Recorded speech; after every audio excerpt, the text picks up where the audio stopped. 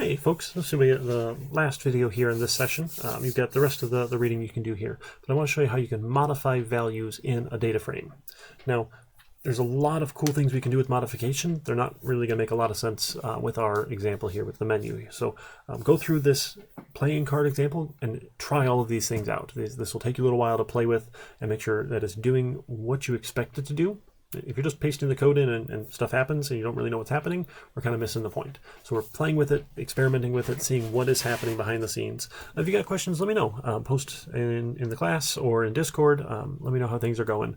But for our lab exercise today that I've got posted for you, we're going to play tic-tac-toe. So just kind of a smooth start here, just to practice a little bit. So your first post, you're going to make a 3x3 data frame of characters. You're going to have a bunch of blanks, right? 8 blanks, and an X somewhere on that 3x3.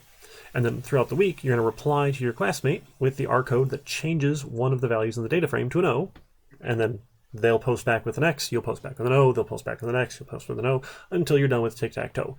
Yeah, it's not the most exciting, but it's a quick little start, something we can do to start posting this back and forth to see, okay, let me change this particular location. So back in our menu here, so I know, so if I run menu again here, I get my days, my sandwiches, my kids eating sandwiches, and I get Monday, Tuesday, Wednesday, Thursday, Friday, Saturday, Sunday, the type of sandwich, and how many kids are eating sandwiches. So if I wanted to change one of those here, I could say menu at what row? Well, let's change row 7, and then comma what column? Let's change row 3, and let's assign that particular position the new value. Let's say, hey, maybe we're going to have 5 kids eating sandwiches. And then we'll try menu again, see what we get back out. Oh, I got to run both of these here, sorry.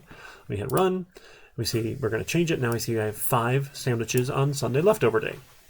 Right, so you can change an individual value, or again, you can change sets of values. So read through the chapter here. Lots of different ways we can change values, giving it an entire vector or changing a value, or giving it, you know, hey, if I want to change these 3 here, I can change it with these 3 values. Some fun things here as we go. You can even add new variables as you go, which is super cool. So you can add a new column if you want to that data frame. Setting a column to null will remove it. So nulls are a special word that means it doesn't exist, go away. So getting out particular values here as we go, right? So this is the individual row 13, row 26, row 39, row 52. That's all the aces, right? To get those values. So if you wanted to change them here, we could go get those and assign something new to that value position as we look at it. So we can assign it either a single value, and remember R is going to repeat here. If it can fill the other vector, just like we did the vector multiplication or vector addition, right? If it can fill based on the size, if it's evenly divisible, it will just repeat itself. So you don't have to give it 4 14s, you can give it 1 14 as you go to go and replace those values.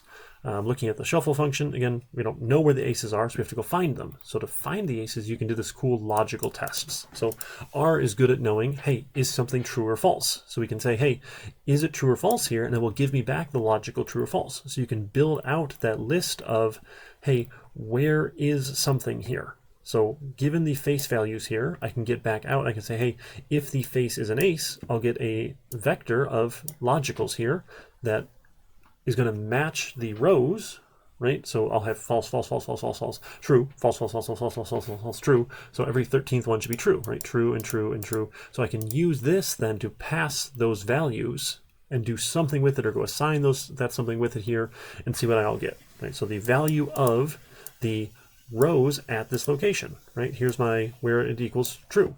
I want to get the value column back out where this one is true here, right? Given that this another vector of logicals as we go, which is really fun. So you can do really cool stuff with it, like pretty quick notation. Now it's going to look a little messy, and that's okay. It might not make a lot of sense the first time.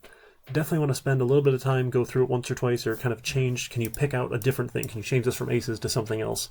Let's pick out all the 7s, and maybe we'll give 7 some new values for something fun here. So go through and take a look at the example and try some of it here as we go through and change our values, which is really fun. This was for hearts, right? And then our Boolean operators are ways we can combine logic. So you can say and, you can say or, you can say XOR, so one but not both is true, which is kind of fun. You can say not, you can say are any of them true, are all of them true? So lots of good ways we can combine these things here. When we start combining logic, it's super useful. We can say something like, hey, is X greater than 2 and X less than 9? Right? Is it within the range of now 3 to 8 is the valid values for it, but you got to repeat the X here. So you'll see that a lot. So, hey, which card is the queen of spades? So which deck face is queen and which deck suit is spades? And I'll get back this logical vector here of 52 values. Which row has the queen of spades? So that I can get the value back out here, right? The queen of deck at the row of queen of spades vector. We'll go through, here's all the trues and falses here, or give it all sorts of different values. Hey, I want to get all of the hearts after I've shuffled, right? I can get just the suit after I've shuffled here as well. So lots of fun things we can do with this one as you go through and play with the little example here as we go. Yeah, should be in pretty good shape. So finish this out and let me know if you got any questions. Don't forget the project is due at the end of this week. All right, I'll see you folks later. Thanks.